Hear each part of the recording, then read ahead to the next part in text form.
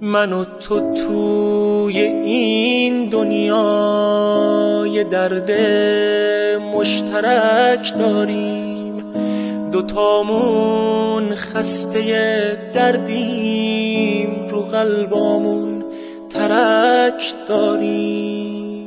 من و تو کوه دردیم و یه گوشه زخمی افتادیم، داریم جون میکنیم انگار، رو زخمامون نمک داریم.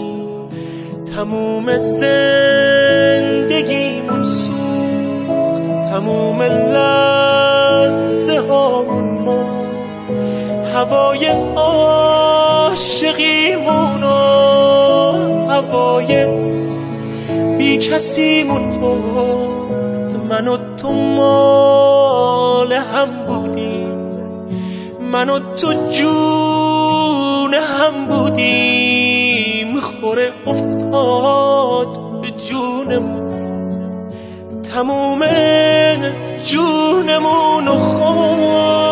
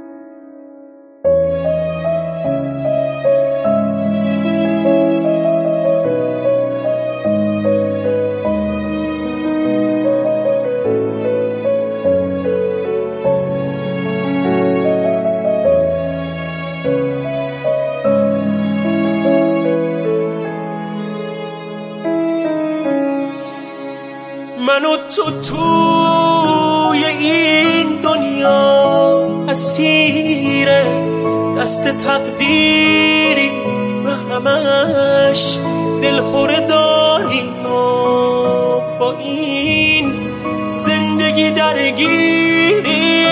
نفس که میکشیم انگار دارن شکنجمون میدن، داریم آهسته آهسته تو این تنهایی میمیریم. شدیم مثل یه دیواری که کم کم داره میریزه، هوای خونمون سرده مثل غروب پاییزه.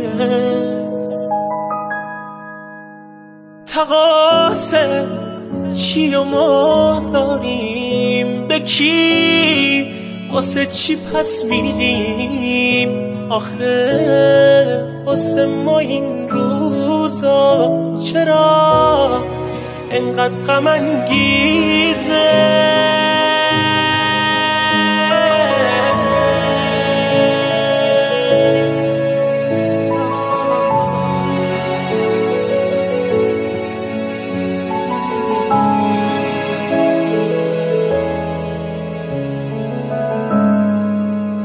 من و تو توی این دنیا یه درد مشترک داریم، دوتامون خسته دردیم، رو قلبامون ترک داریم.